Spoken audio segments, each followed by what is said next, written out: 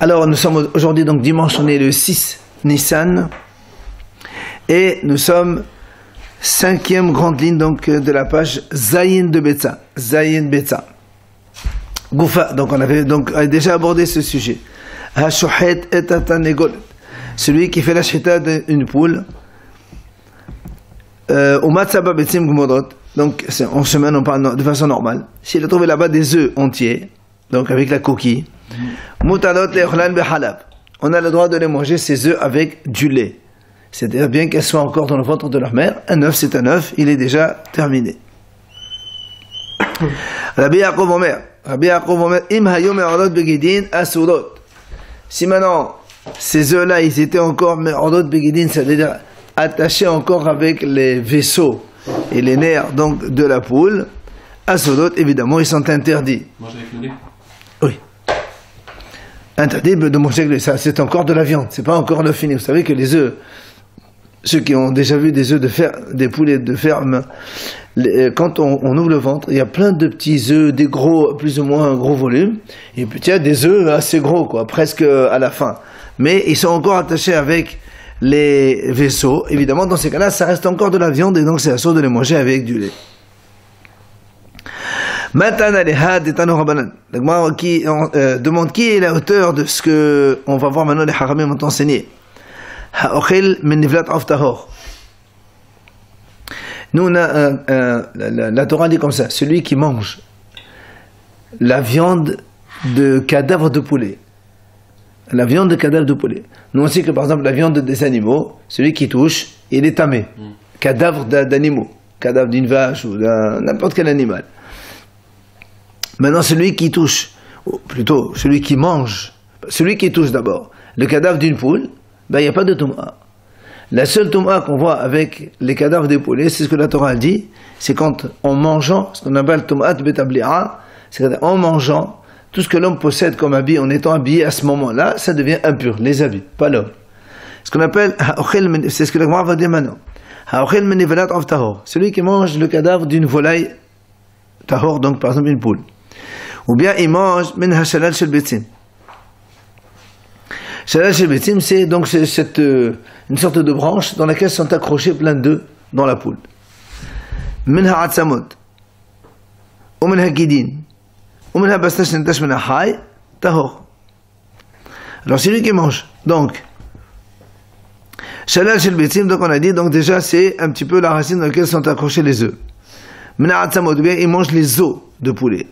Ou guidin, les nerfs du poulet, ou bien bassash netlash menahai, c'est donc un morceau de chair de poule qu'on a enlevé alors que la poule était vivante, c'est un peu efel menahai. Tahor, et celui qui mange ça, il n'y a pas la tom'a du cadavre d'une poule, parce que cela n'est pas considéré comme le cadavre. Ce qui est considéré comme cadavre, c'est que de la viande purement et simplement. Et c'est assourd de manger tout ça. C'est assourd, non, de manger. Oui, c'est assourd de manger, mais celui qui a mangé, il n'est pas, voilà, il n'est pas tamé au niveau de ses vêtements. Celui qui mange seulement la viande, c'est-à-dire qu'on considère que les os, les nerfs, l'evel menachai, et même ce qu'on appelle shalal shel betzim, lui il ne considère pas comme de la viande ça.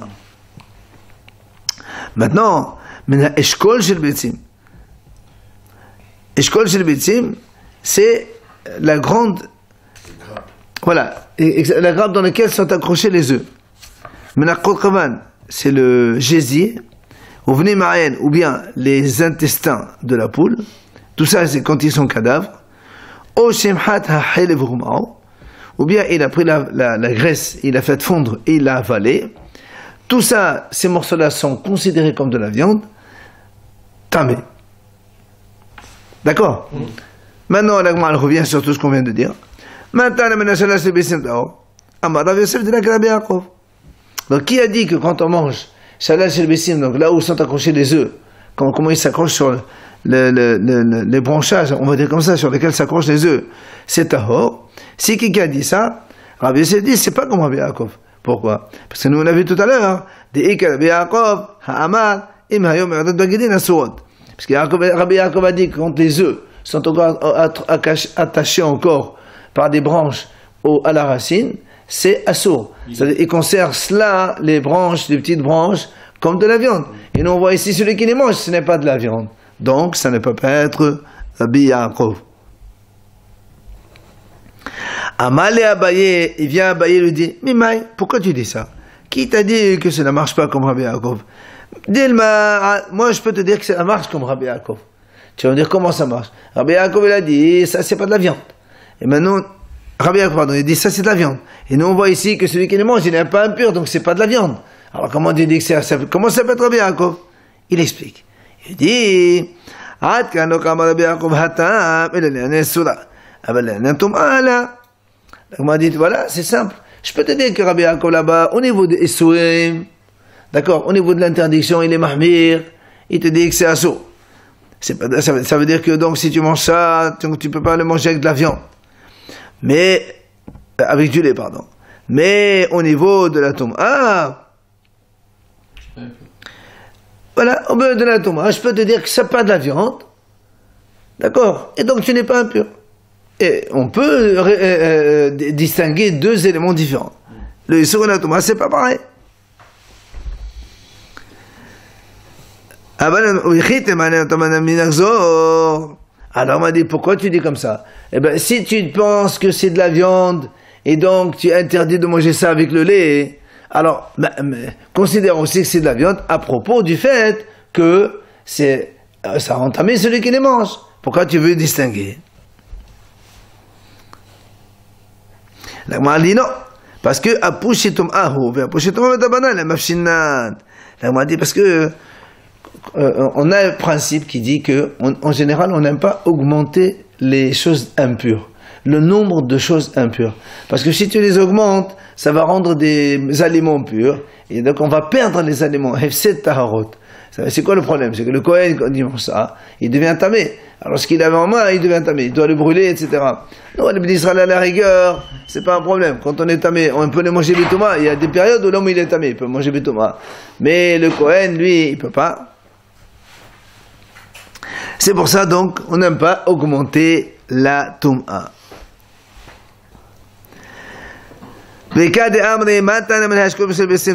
Maintenant, il y a une autre version qui a pris le premier, la récha de ce qu'on vient de dire, de la sefa. Dans la sefa, on a dit celui qui mange à Eshkol chez le Betzim Tamé. Eshkol, c'est la grappe, donc la grande grappe sur laquelle sont suspendus les œufs de la poule. Et donc, là-bas, la Breta dit, c'est Tamé. Alors on a dit que man tana men Eshkol Betzim Tamé.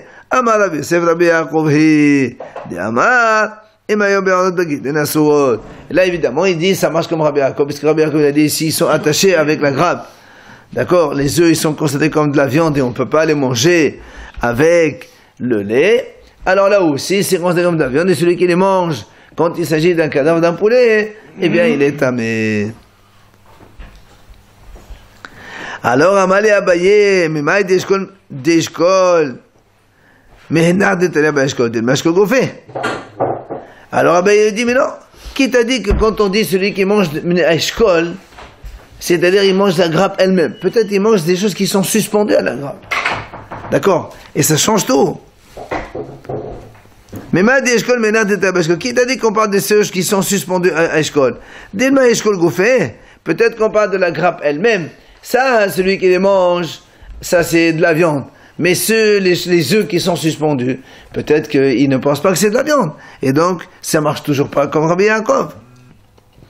Ah, la Gemara dit, mais voilà. La Gemara dit ici, mais tu me dis, maintenant tu me dis, mais alors, si c'est Eshkol, qu'est-ce que tu vas m'apprendre? Si on mange le Eshkol lui-même, c'est sûr que c'est de la viande. Mais dès d'abord, quand on va nous Maya, d'Afagad, qui m'a décanché de l'Achles Tachmouanan, Achanami, qui m'a décanché de l'Achles Tachmouanan. Donc, on a dit, c'est pas, en fait, te dire que, étant donné qu'on a été obligé, quand on a dit dans la Breta tout à l'heure, on a dit celui qui mange donc cette grosse grappe de vaisseau où il y a les œufs qui s'accrochent. Nous on a dit, mais alors c'est évident que c'est de la viande. Il dit non, c'est pas évident, pourquoi? La preuve, qu'est-ce qu'on a dit aussi? Celui qui mange les gésiers, celui qui mange les entrailles de la poule, on a dit aussi, il est tamé. Et alors qu'est-ce que tu m'apprends là aussi? C'est évident. Il dit non. Et la Mano aurait pu penser, étant donné que ce ne sont pas des choses qui se mangent. En général, les entrailles de poulet, on les jette. Alors comme normalement on les jette et on ne les mange pas, j'aurais pu penser que même si quelqu'un les a mangés, comme normalement ça ne se mange pas, tu ne vas pas avoir de l'impureté. Alors on t'a appris que oui, il y a de l'impureté. Et ben alors, c'est pour l'échelle, c'est la même chose. Pour la grappe, la grosse grappe sur laquelle sont suspendus les œufs, j'aurais pu penser qu'il n'y a pas de tomate. Et ben on te dit quand même il y a de tomates. Donc tu vois bien qu'on t'apprend quelque chose. Tano Rabanan, Hachamim nous enseigne. Kol shetash misho bayom, nolad bayom. Celui qui dans l'espèce ont des relations intimes seulement le jour, ils n'accouchent que le jour. Ceux qui ne font des relations que le jour, ils accouchent le jour. Kol shetash misho balayla, nolad balayla. Celui qui a des relations exclusivement que la nuit, ben la femelle, elle accouche la nuit. Kol shetash misho ben bayom ben balayla, nolad ben bayom ou ben balayla. Il va nous donner des exemples. Celui qui maintenant, il peut avoir des relations aussi bien le jour que la nuit, eh bien, la femme, elle peut accoucher le jour ou la nuit. Alors, il détaille. Premier cas, on a dit, Kol shetash misho bayom nolad bayom, zot hanegolet. Il dit, tout celui qui a des relations que le jour, c'est la poule. Apparemment, donc, l'espèce poule et coq, ils ne font des relations que dans la journée. Et quand il parle au début, il parle des animaux, alors. Puisqu'après, il parle de la couple. On ne parle pas de l'homme ou d'une femme. Apparemment. Attends, il va te dire, 2 secondes, il va nous détailler. Premièrement, il dit des premiers cas. Celui qui a des relations que le jour, c'est la poule. Donc, on apprend de là que quand la poule, elle accouche que le jour. La poule, elle ne pond jamais des œufs la nuit, apparemment, d'après cet avis. Celui qui a des relations que la nuit, il n'accouche que la nuit, c'est Atalef. Rachid, il a dit la chauve-souris. La chauve-souris, elle ne peut avoir des relations que le soir, et donc du coup, elle ne couche que ne pond des œufs que le soir.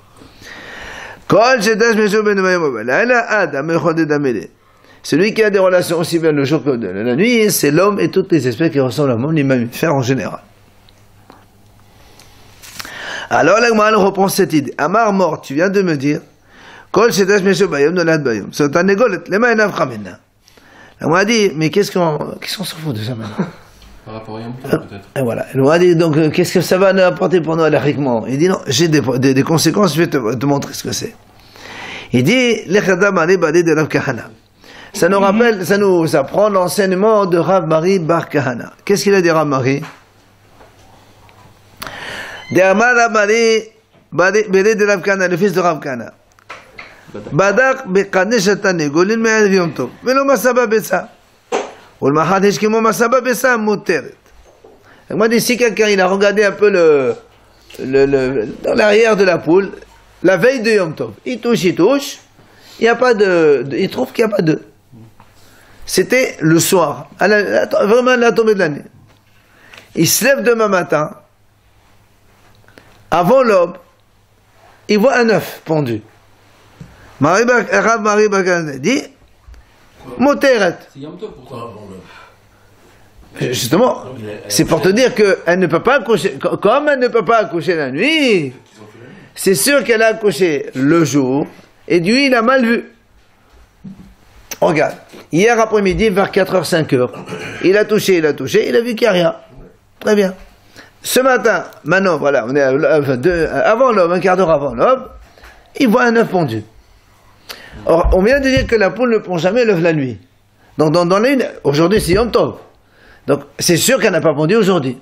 Ni la nuit de la veille, puisqu'elle ne pond pas la nuit. Donc, qu'est-ce qui s'est passé? Elle a pendu un quart d'heure ou une demi-heure avant l'entrée de la fête, et lui, il a mal vu.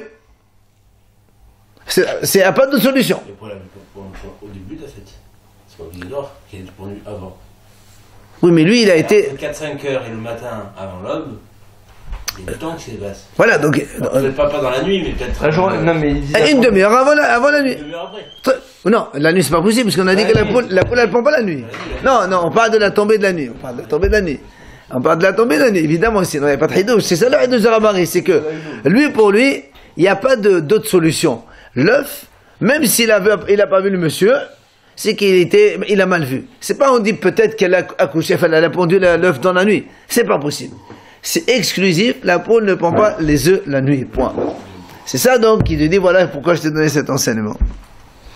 Alors là, moi, a dit quand même, va à l'Obadak. Mais quand même, il a vérifié. Et comment tu veux maintenant? Il a vérifié, on a dit il a vérifié, il n'a pas trouvé, le lendemain il trouve un œuf. Ah bah c'est sûr que c'est tombé la nuit, non? Il a vérifié le ventre, il n'a pas vérifié le... Bah oui, il a compté là où il y a l'œuf. Quand il y a un œuf qui va tomber à quelques heures près, bah tu vois, hein. Alors on a dit, et mon le badar il a fait. Eh ben je peux te dire, bon, il a vérifié, il a mal vérifié. Ça peut arriver. Même si tu me dis, voilà, c'est un professionnel qui connaît, il a bien vérifié, il n'a rien trouvé, et mort, je vais te donner une autre possibilité de réponse. Je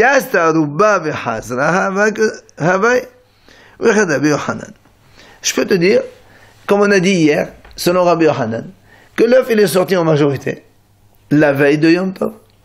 Après il est réentré. Il a été pendu Yom Tov. On a dit hier, selon Rabbi Yochanan, c'est motard. Parce que Rabbi Yochanan dit quand l'œuf il est majoritairement sorti, et après il n'est pas ressorti complètement, il est rentré, ça arrive, peut-être ta poule, elle est... Il faut le voir, ça. Tu n'as pas besoin de voir. Pour le valider, il faut le voir. Mais non, justement. Comment je peux savoir? Parce que lui, il te dit, alors la Gemara a dit, comment ça se fait? J'ai touché, j'ai vérifié, il n'y a rien. Ah, c'est pas possible. Alors, non, c'est possible. Il est sorti complètement, enfin, en majorité. Après, il est rentré complètement. Donc, Rabbi Yochanan considère que l'œuf est déjà pendu la veille. Et c'est pour ça que quand il va être pendu le lendemain à Yom Tov, tu peux le manger. Parce qu'en fait, c'est pas de la ponte d'aujourd'hui, c'est de la veille. Parce qu'il est sorti majoritairement la veille. S'il est sorti et rentré, le monsieur, il l'a pas vu? Non, il est sorti en majorité l'œuf, il est re-rentré. Il n'est pas sorti complètement. On a dit, il a vérifié, il n'y avait rien. Quand il est venu vérifier, il n'y avait rien. Alors, Parce qu'il est déjà entré. C'est ça le problème. D'accord, s'il était à l'intérieur, qu'est-ce qu'il est badac alors? Est-ce qu'il a vérifié quoi alors? Ben, il a vérifié, il n'y a rien. Il n'y a pas d'œuf. Il n'y a pas d'œuf. Il était à l'intérieur. Très bien, il a pas. Non, mais il a vérifié le ventre. Il a vu qu'il n'y a pas une grosse bosse en bas pour sortir. Et comme il n'a pas vu, moi, tu vas me dire, alors elle a couché la nuit, elle a pendu la nuit. Tu dis non, monsieur, c'est Rabbi Yochanan qui a dit. Hier, 24 heures, elle a sorti complètement, enfin majoritairement. Et comme il est sorti majoritairement sur le Rabbi Yochanan, ça s'appelle déjà pendu, hier. Et c'est pour ça que c'est moutard.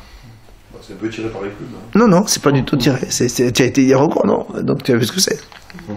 Donc même si elle pond en pleine nuit, c'est bon. Hein? Même si elle pond en pleine nuit, après être rentrée, c'est bon. Absolument, absolument. Même si elle pond le jour de Yom Tov, on s'en fout, puisque Rabbi Yochanan a dit, vu qu'elle est sortie majoritairement la veille, elle est déjà considérée comme pendue, et donc elle est motère puisqu'elle est pendue la veille. Alors la m'a dit, comment tu peux me dire une telle chose? Voilà, nous on a vu Rabbi Yossi, fils de Shaul, il a dit au nom de Rab, Badak Bekanesh c'est un égol. Il a vérifié donc l'arrière de la poule. Mais à Yom Tov, donc depuis la veille de Yom Tov. Velo Matsaba Bessa, il n'a pas trouvé de l'œuf. Ou le Mahadeshki, mon Matsaba Bessa. Asuna. Il a dit, et le lendemain, il a trouvé un œuf. Rabbi Yossi, il a dit que c'est assour. Donc il pense pas à ce truc-là. Il pense peut-être comme celui qui a dit quand l'œuf il sort et qu'il rentre, justement c'est pas considéré comme il est sorti, on a vu ça hier. Très bien, donc. Ben, c'est son avis, ça va selon l'autre rave.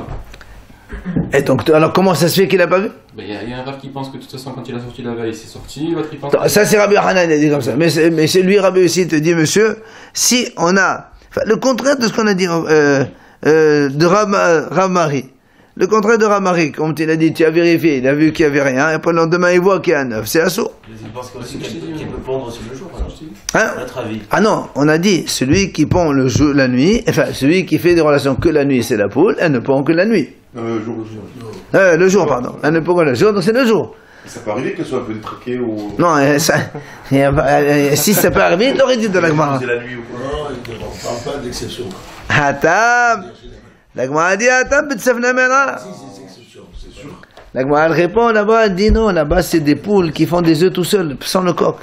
C'est des poules qui se réchauffent toutes seules là. Parce qu'on a la machine, c'est la machine qu'on peut faire.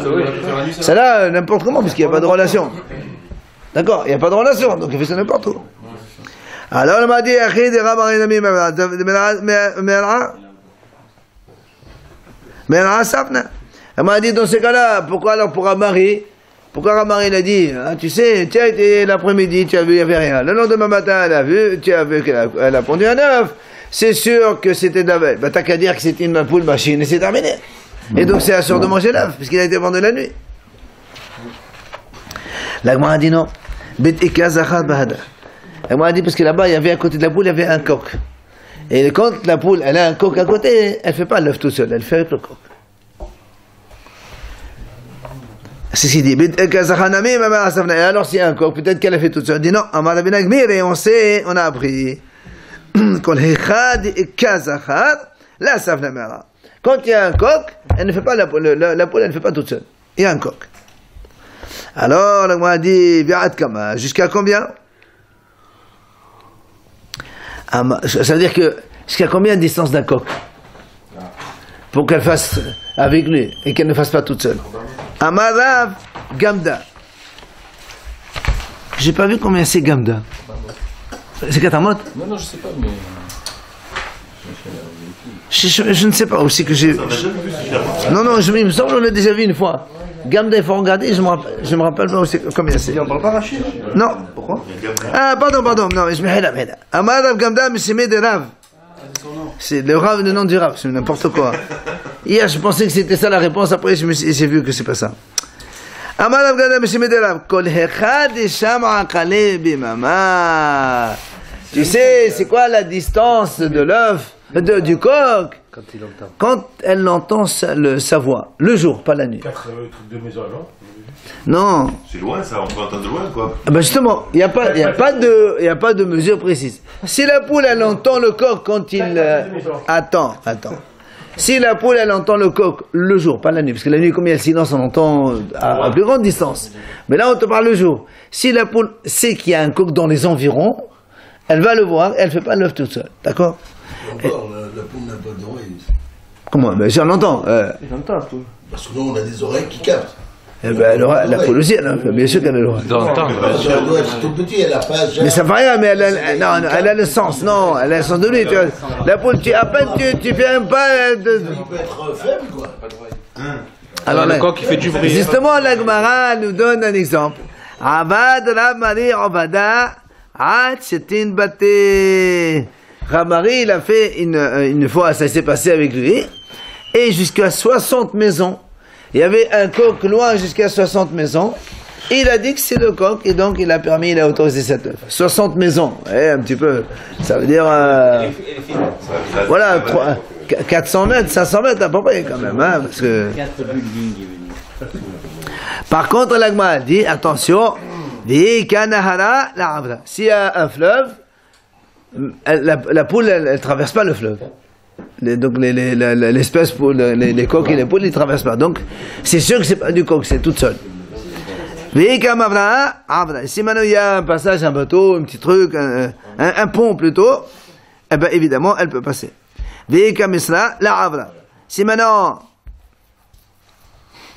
il y a ce qu'on appelle misra, c'est-à-dire il y a un fil qui permet aux gens de se suspendre au fil et de traverser le fleuve, la poule elle peut pas faire ça.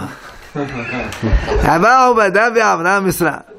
a dit, il y a eu un cas où elle a fait vraiment comme ça. Comment?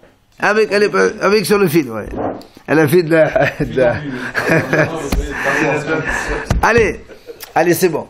Maintenant, la Gemara a dit, finalement, quand on a dit que Rabbi Yossé, tout à l'heure, il a dit que si on avait vérifié la veille, qu'on n'a pas trouvé, le lendemain on a trouvé, donc on avait répondu, on a dit que c'est assour. Pourquoi? On a dit parce que ça c'est machine, et machine elle peut pondre même le jour. Alors on a dit donc comment tu as établi maintenant la réponse finalement?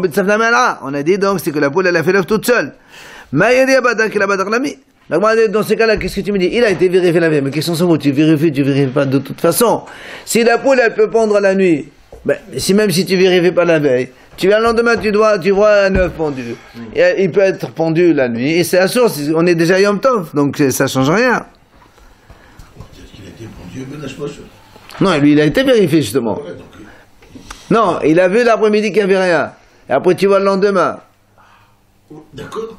Ça veut dire, le fait de venir le lendemain matin, bonne heure, et voir qu'il y a un œuf, ça veut rien dire. Parce que la poule, elle peut pondre la nuit. Lui, il a dit, si il vient bonne heure à l'aube, il trouve un œuf, c'est sûr que l'œuf, il était fait depuis la veille. Maintenant, lui, il a dit non, c'est assour. Pourquoi c'est assour? Parce qu'elle peut le pondre dans la nuit. Alors, dans ces cas-là, de toute façon, qu'est-ce que tu as besoin de chercher? Qu'est-ce que tu as besoin de vérifier? Il n'y a rien à vérifier. Si c'est une poule machine, elle fait les œufs toute seule, il n'y a rien à vérifier. C'est pour ça qu'il dit non, qu'il a badari me mettre mon habaï. Alors on a dit non, s'il n'a pas vérifié, comme tu dis toi maintenant, justement à 4 heures, peut-être qu'elle a pondu l'œuf à 4h30 d'après-midi. D'accord?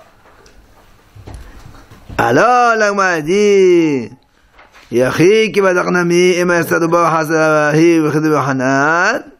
alors on m'a dit, dans ces cas-là, même si tu dis qu'il a vérifié maintenant, ben on pourrait aussi opter pour la position de Rabbi Yochanan qui a dit qu'elle est sortie majoritairement, après elle est rentrée, il n'a rien vu, et le lendemain elle est née, elle est pondue. Et donc Rabbi Yochanan a dit, donc le fait les cachers, pourquoi tu dis que c'est assourd? Alors il te répond, monsieur de Rabbi Yochanan, la shriya, c'est pas fréquent, donc on n'opte pas pour cette solution. Comme on a Rabbi Yossi ben Shaul, le nom de Rav qui a donné cet enseignement, il a dit, un autre enseignement apparemment, quand on a des enseignements, triple d'enseignements de Rav, on les met à côté un de l'autre, comme ça on ne les oublie pas. Il dit, l'ail shhiqa qu'on a pilé, c'est sakana si on le laisse découvert. Avant à l'époque, vous vous rappelez, on avait dit qu'il fallait pas laisser, voilà, il fallait pas laisser des aliments découverts, parce que le serpent il peut venir mettre du poison, du venin là-bas. Alors il dit, l'ail aussi c'est pareil. Si on a l'ail pilé, si on l'a laissé découvert, on craint que le serpent a jeté du venin, donc il faut pas le manger. C'est entre parenthèses. Quel rapport? Rien à voir. C'est juste parce qu'il y a marqué Rabbi Yossi ben Shaul. Au nom de Rav, alors on a dit la même chose. On a fini avec ce stuff. On va passer donc au deuxième sujet de la Mishnah. Bet Shammai Omrim, vous vous rappelez, on a dit Bet Shammai ils disent Seor bechazait, bechames bechakotevet, Bet Hillel Omrim Zebazé bechazait. C'est-à-dire, Bet Shammai ils disent le levain, c'est le volume d'une olive pour le manger à Pessah, pour Hayev Karet, ou bien pour l'avoir à la maison, pour transgresser le commandement Lo Yirae. Et le Hametz, c'est le volume d'une date. C'est plus gros. Par contre, Bet Hillel, eux, ils disent non. Aussi bien le Hametz que le Seor, que le levain, c'est tous les deux, c'est le volume d'une olive. C'est-à-dire celui qui possède une olive de Hametz ou de levain, selon Bet Hillel, il transgresse le commandement, tu ne possèdes pas de Hametz chez toi. Ou celui qui mange, l'un ou l'autre, Kazayet, il est Hayav Karet. Alors que Bet Shammai, eux, ils disent non. Celui qui mange kazet hametz, c'est pas hakaret. Karet, il faut manger kakotevet, comme le volume d'une date. Donc là aussi, Bet Shammai, ils sont plus méchil que Bet Hillel. Et quand on dit le machimou? Non, ça c'est Hachamim, on fait l'interdiction de machimou. Mais là-bas, on parle de ta'arovet, mélange. Là, on parle de manger du hametz, à partir de quand il est hayav karet. Mais volontaire.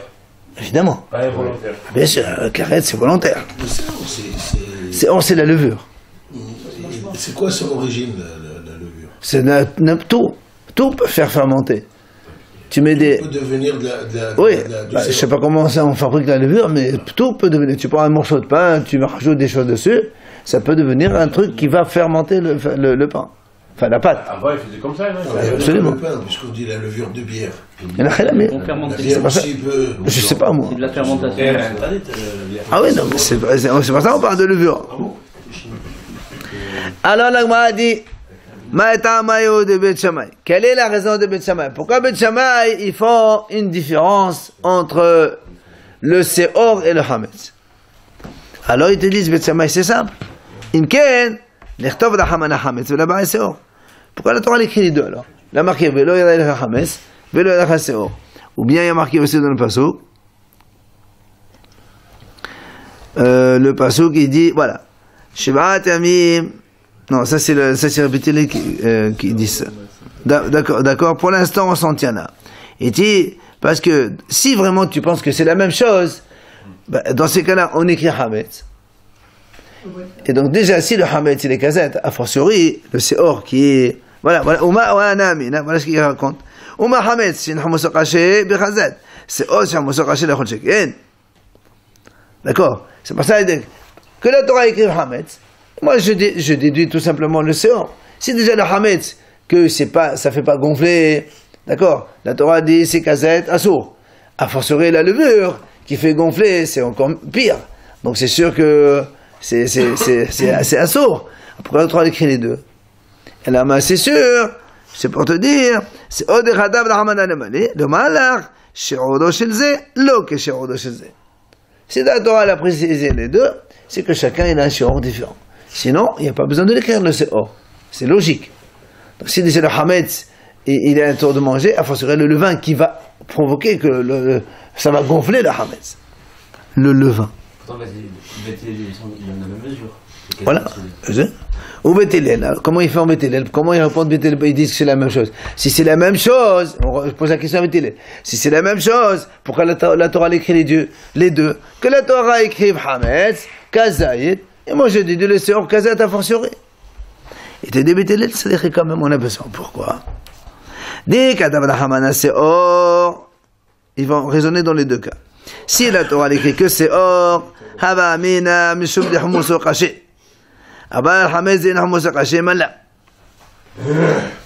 Donc si la Torah écrit que le levain seulement, tu n'as pas le droit de posséder ou de ne pas manger le levain, moi j'aurais dit très bien. Le levain, c'est grave, ça fait fermenter, ça fait gonfler la pâte et tout ça. C'est pour ça que c'est assourd. Mais si c'était des hametz, on aurait le droit de le manger, on aurait le droit de le garder, etc. C'est pour ça que la Torah écrit les deux. Maintenant, écrit hametz, mishum de la achila. Ah bah c'est là c'est Bethel était disant si la Torah l'écrit Hametz, moi j'aurais dit très bien Hametz c'est Kazayit. C'est or, c'est motard. Pourquoi c'est motard? Parce que c'est or, c'est pas mangeable. Qui c'est qui mange la levure? Alors j'aurais dit c'est or, c'est motard. C'est pour ça que la Torah est obligée de l'écrire. Tu peux pas le deviner par déduction a fortiori, ça marche pas. Ah, il est mangeable, du pain, c'est mangeable, du biscuit, c'est mangeable. Le or, le levain, c'est pas mangeable. J'aurais pu penser que celui qui mange ça, il est pas haïf karet. C'est pour ça que la Torah est obligée de te le dire quand même. Donc il faut bien que les deux arguments se valent.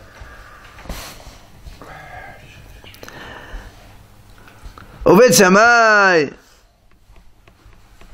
l'éthéo de Rabbi Zera. La Gemara pose une question. Et Bet Shammai, il ne pense pas à ce qu'il a dit Rabbi Zera. Qu'est-ce qu'il a dit Rabbi Zera? D'Amar Rabbi Zera. פתח הכתוב בסעוד וסיים בחמץ. לא מהלך, זהו חמץ. Rabbi Zera l'a dit comme ça, c'est marqué dans le pasuk. Vous l'avez ici à côté de nous. Sheb'at yamim. C'est or, lo yimaseh bevatechem. D'accord, la Torah dit, c'est or, il ne faut pas trouver chez vous, donc c'est or, c'est la levure. Après la Torah dit, car, qui kolochel mahmeset, venechneta. Celui qui mange hametz, c'est des haïf karet. Moi, je ne comprends pas, tu commences par c'est or, tu finis par hametz. Le sujet n'est pas le même.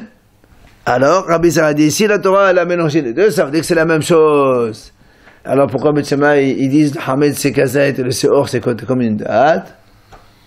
D'accord, c'est la question. Bet Shammai il ne pense pas à ce qu'il a dit Rabbi Zera.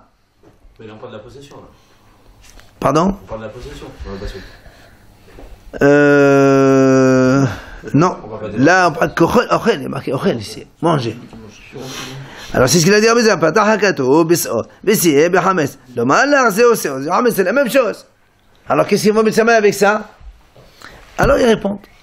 Les Anan Achila Kol Ha'am Al-Apliché. Bet Shammai te dit, moi je ne parle pas de manger. Manger, tout le monde est d'accord que c'est Kazayit. Aussi bien c'est or, Hametz, les deux c'est Kazayit pour manger. C'est le problème, voilà, que posséder. Qui plairait les Anan Be'or. C'est-à-dire tu dois débarrasser. Est-ce que tu dois débarrasser Kazayit tu débarrasses ou que seulement quand c'est qu'à côté qu'il faut débarrasser? Bet Shammai c'est vrai, pardon? Bet Shammai, comment il explique le deuxième pasuk? Lequel?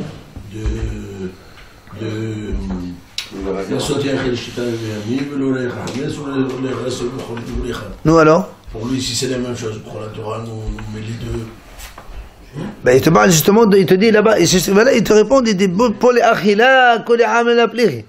Pour le manger, ils sont d'accord, Bet Shammai comme Bethel, c'est Kazayit. Hametz et Seor égal. Pour manger. Hametz égale Seor. Pour Bet Shammai, il explique maintenant.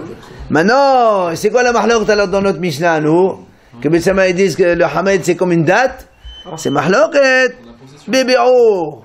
Débarrasser. Est-ce que tu dois débarrasser ou pas? Il dit, Bet Shammai savdélef, et le béro me'achela. Ou Bet Shammai, le béro me'achela. Bet Shammai disent, monsieur, le achila et béro, ça n'a rien à voir. Si tu trouves Hametz Kazayit à la maison, tu n'as pas le hiyuv d'être débarrassé. Parce qu'il faut comme une date. D'accord? Alors que Bethel, ils disent non, c'est la même chose. Comme manger, c'est Kazayit, Kazayit. Débarrasser aussi, Kazayit, Kazayit. Et ma'anami.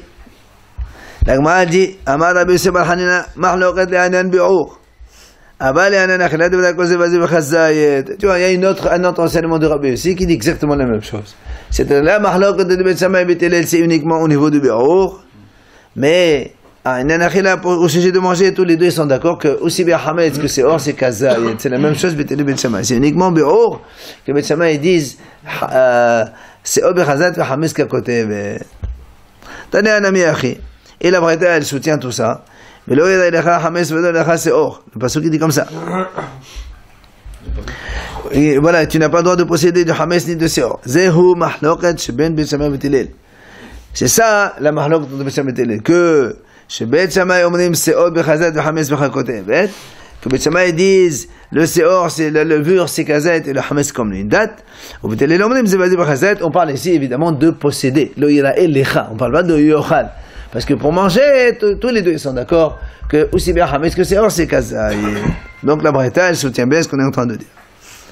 On passe à la troisième idée de la Mishnah. Là encore, la troisième marloque d'entre Bet Shammai et Bet Hillel à propos de Yom Tov, et dans laquelle on voit que Bet Shammai ils sont mechil alors que Bet Hillel ils sont mahmir. C'est ce qu'on a dit.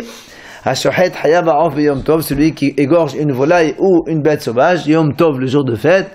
Selon Bet Shammai, il creuse, il prend de la terre et il fait qu'il souille, recouvrer le sang. D'accord?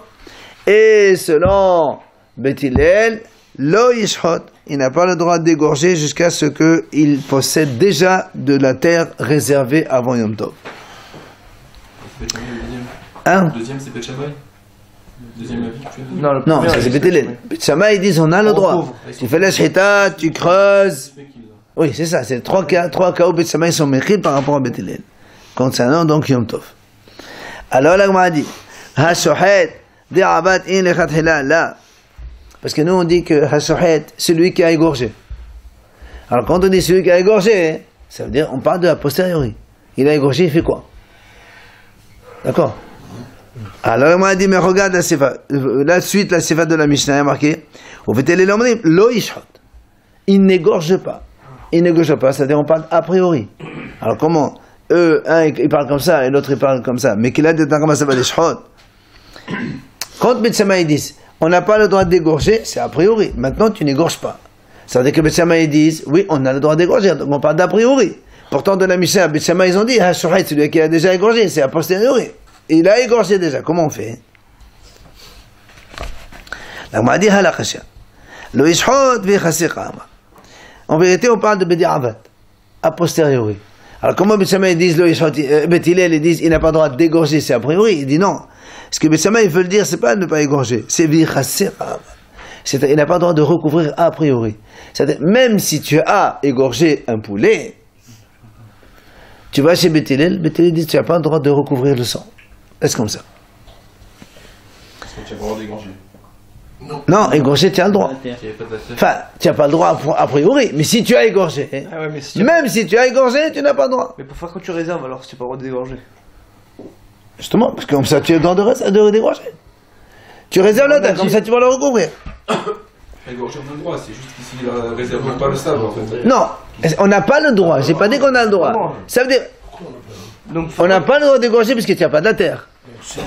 Et si tu as... Non, c'est réservé, tout le monde est d'accord qu'on est ces moutards, ça va de soi ça. On parle de quelqu'un qui n'a pas réservé. C'est pour ça qu'il dit, ce que Bet Hillel ils disent, lo yichase, c'est pas lo yishhot.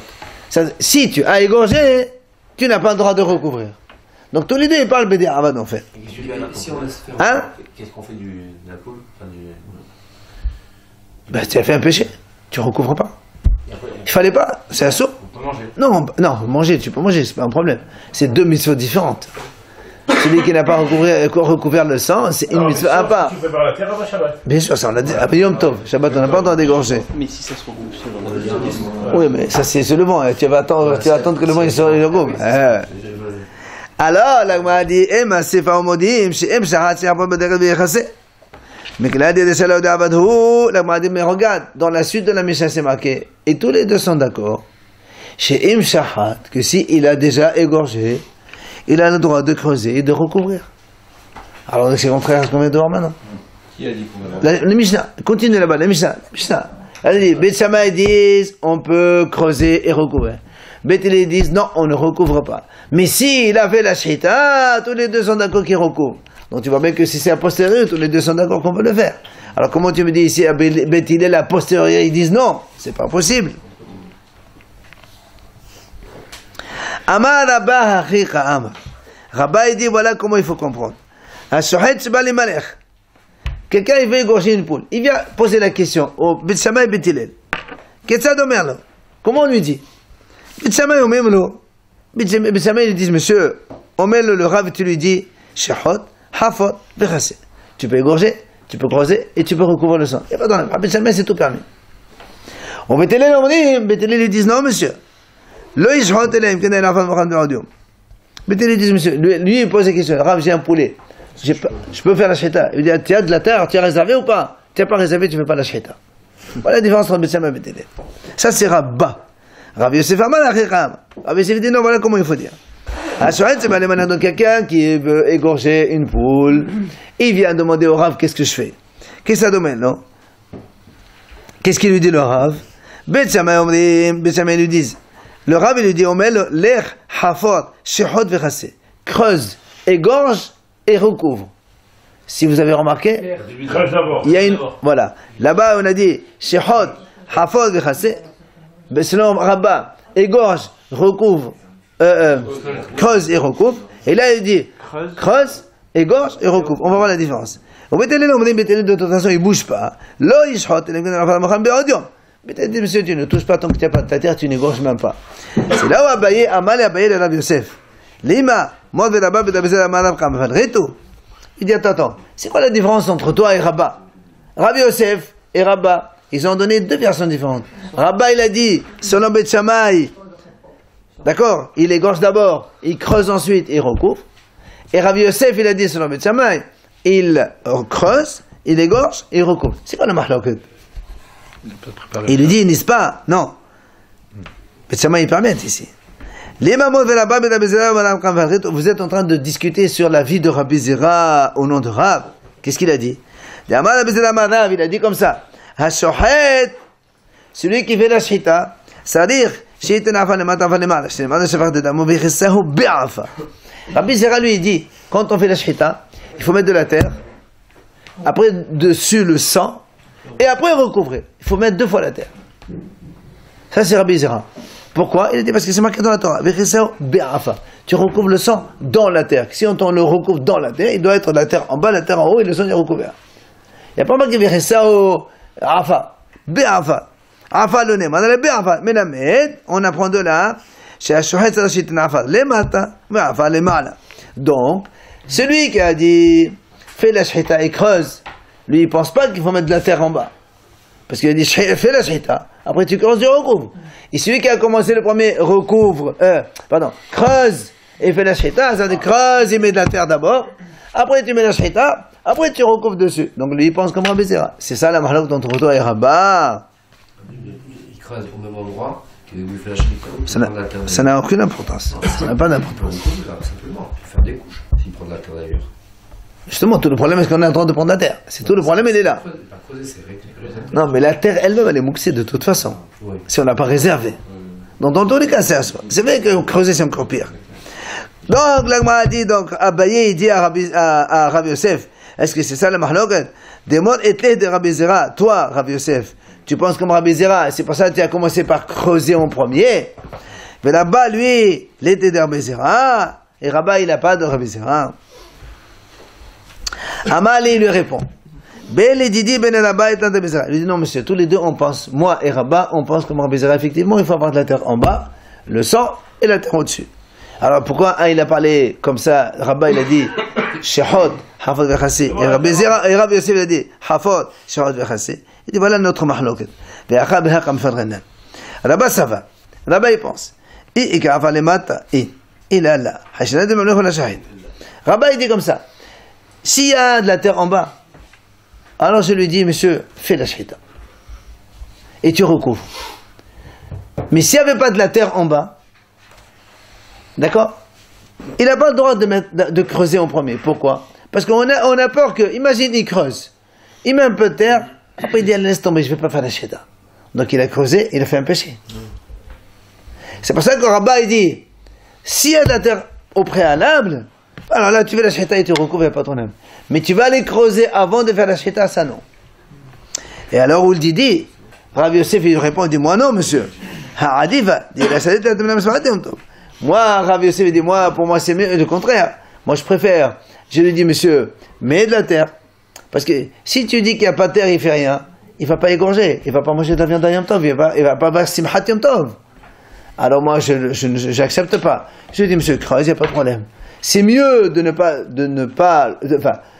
pas l'empêcher de faire Simchat Yom Tov, plutôt que de creuser, et peut-être qu'il ne va pas faire la shita. Au contraire, s'il va faire la shita, c'est qu'il a besoin de manger la viande. Alors moi, je crains plus cet argument-là, et c'est pour ça que je lui permets creuser, faire la shita et recouvrir par la suite. Mais s'il est même, quand il dit mettre la terre en haut et en bas,